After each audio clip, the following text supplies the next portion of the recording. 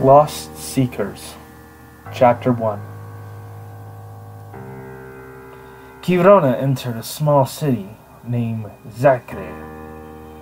It was maybe 3, 4, who knows, years old. He didn't know. He didn't know the region all that well. He hadn't left his homeland or his city, Emeralda. It hasn't been very long since he left. He still remembers the blood on his hands. He stared at them for a moment. Then he heard a strange voice appear. "You there, Tiefling! Come and give me a hand." He saw a human. Kirona walked, and then he heard, "Dragonborn, the same with you. If you two are here to help me." Kirona looked to the side and saw a giant dragonborn, maybe 9 feet tall. "What are you?" he said. "I am a dragonborn. Does that not look like what I am?" "I've never seen dragonborn this big." Don't fear. I am harmless." "You have a giant flaming sword on your back. I doubt that that's harmless." "Oh, just shut up and help me out." Then the stranger yelled again. "You there! Come and give me a hand." It was a different creature, one that neither of them have seen. A trident appeared, and he said, "How can I help?" "From last I checked, the people need food and water." "And excuse us," Kirona said, "what exactly is your name and what gives you the right to order us around?" "My name is Baldric. Now listen here. If you have come to help me, I'm the one leading this. So you answer to me." "What exactly happened?" Keros asked. "It's difficult to describe. I'll try my best, though. Kobolds." "Kobolds?" "Yes. It was a nightmare. They came to the city and just wiped the place clean. It didn't last much of a chance." "So what exactly are you asking of us?" "You seem like adventurers, yes?" "We haven't really met each other yet. I'm Davian. Kirona. Keros." "Very well. I am Baldric, as I've already said. So, I have sent out a party already to find these kobolds and put an end to them. You might run into them. They haven't left long. They've been gone for about an hour." Everyone nodded. "What do we know of these kobolds?"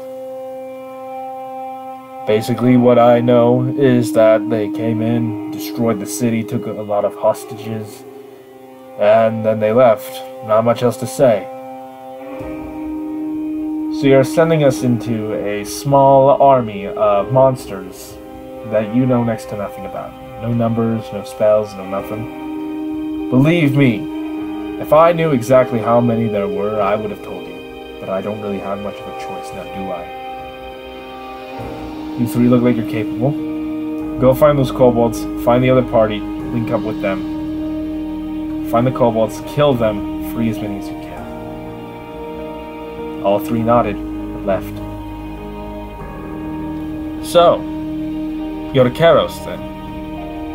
"Yes. My father and mother were tridents. They fought against a kraken and killed it." "You?" "Kirona." "And you, my friend?" "Davian. But alas, I'd know next to nothing of my memory. I know very little, actually. I've been trying to find my parents, but I can't seem to find them. And what of you, Kirona? What happened to your family? I'd rather not speak on it. Let's just say when we left, I didn't really leave on good terms. Rather leave that past behind me. Very well. And what exactly do you plan on doing? Kirona shrugged. I don't know. I really don't. What about you, Keros? What do you think? What I think is completely irrelevant. Let's find those people, get paid. Oh, someone's a cheery bright spot, Kirona said. I would not highly recommend against fighting against each other, because think about it. We are the 3 adventurers that they sent, and a lot of lives depend on us. Hopefully, they'll take one of us with them, Kirona said to himself. Keros stared at him for a moment, and then continued to walk. Keros' eyes were deep as the blue sea. Kirona's eyes, golden, stared at him. Davian was a large dragon. The scales on his hide were sharper than any blade that the 2 could forge. So, do you know exactly what we're looking for here?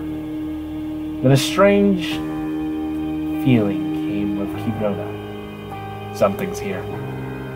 Something powerful. The 3 readied themselves for a fight. Then came a human. Well, look what we have here. Who are you? Name's Rowan. What do you want? Kirona asked. Don't play that tough guy gig with me. I'm on your side. I'm looking for those kobolds as well. How do you know we're looking for the kobolds? Keros asked.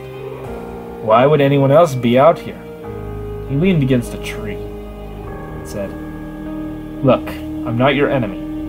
I'm strong, I'm capable, and I'm really good with a sword. Awesome. He tapped to his head, and then his voice appeared in all 3 of them. We can talk without talking. Kirona said, astral projection, huh? Yep. Good. We can use that. I see that one of us is versed in magic. I am as well, Keros said. I am a sorcerer. That will serve us quite well. Yes. So, Rowan, are you the only one in your group? No. There's a rogue named Sombra nearby. I don't know what happened to her. She just vanished after we left the city walls. Find a little creature. It's a floating cuttlefish. Floating cuttlefish? Kirona said. Yes. Try not to... Just... try not to die, please. We've lost enough already. How many members of your party have died? 3. Oh, great. Rowan was a human. He was white and maybe about 5 foot tall. He had black hair and green eyes. But his iris was slightly different than what 3 had realized. Something wasn't right with Rowan. Kirona then said, Question. Yes? Why do I sense such great magic from you? Oh, that's because I'm from the Fae. The 3 readied themselves again, ready for battle. Easy now! I'm Fae touched. I'm not a resident of the Fae, or more accurately, I'm not a big fan of the Fae. You can say that. So you're saying that you went to the Fae? Not by choice. How long were you in there for? That's the hard part. I don't know. What do you mean you don't know? You don't know or you don't want to tell us? I would tell you, but I simply don't know. The Fae works completely differently than Well, our world. Whatever our world is. Maybe I'm still in the Fae and this is some sort of sick trick by the fairies.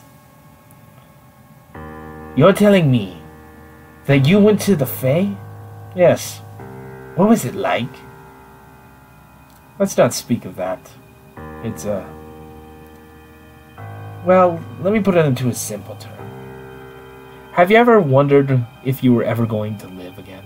Have you ever wondered if life was ever going to be worth living again? What are you saying? I'm saying that when you enter the Fae, the person that goes in and the person that comes out are two completely separate people. From what I can tell, when I first entered the Fae and when I exited, it was about a 3-year jump. 3 years?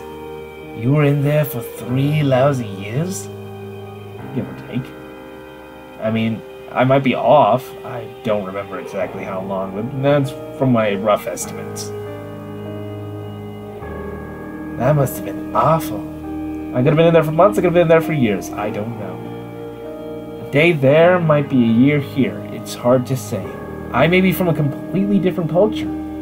How long were you in there when you were in there? Like, any length of time?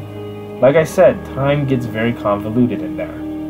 It's best not to think about it. Maybe one day I'll tell you all everything. Right now, I barely know any of you. Keros then said, I agree. Let us get going. They saw another trident hanging out in the trees. Sombra, there you are, Rowan said. I've been waiting for you for hours.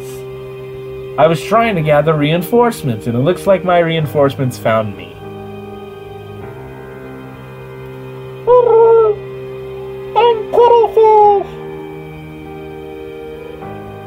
What is this thing? Keros asked. That's Cuttlefish. Please treat him with respect. He doesn't deserve... Well, it's best not to get into that. Cuttlefish like you, You're telling me that the cuttlefish can talk and breathe on air? Kirona said, sarcastically. Of course he can breathe on air. Otherwise he'd be dead. Well, this is already going to be a wonderful time, wouldn't you all agree? Well, I wouldn't highly recommend that. You dare lay a finger on cuttlefish, I will kill you. Where'd that come from? I just wanted to make that very clear. Cuttlefish is my best friend. Kirona thought to himself, great. A cuttlefish is a trident's best friend. A trident rogue. Life couldn't be any more complicated than it already is. Why would I even bother? Davian then said, enough talk. A lot of people are waiting on us. I agree. Thank you for reminding me of that point. So, do we know where the people are? I saw a cave not terribly far away from here. Maybe that's where the kobolds are? Maybe. You didn't scout out ahead? Keros asked sarcastically. Well, next time, you know what? Next time, if I, just happen to come across an army of kobolds by myself, I'll just fight my way out. Splendid idea. Why didn't I think of that? Keros just stared at him with his cold eyes. Whatever, Keros said. Kirona said, hey, easy now. She's just trying to make the mood a little lighter. The mood's already dark enough as it is. Lightening it up is only going to be done by saving those people. Kirona shrugged. Said, very well. Let's go. I agree. We have wasted enough time. I mean, honestly, it's better if we move on forward rather than sit here and continue to argue amongst ourselves.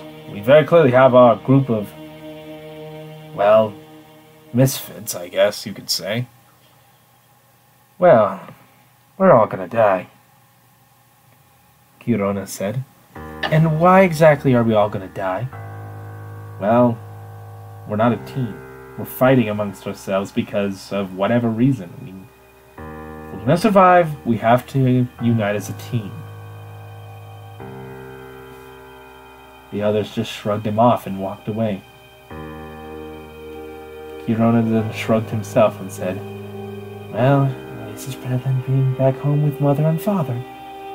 Oh, they'd kill me if they knew where I was right now.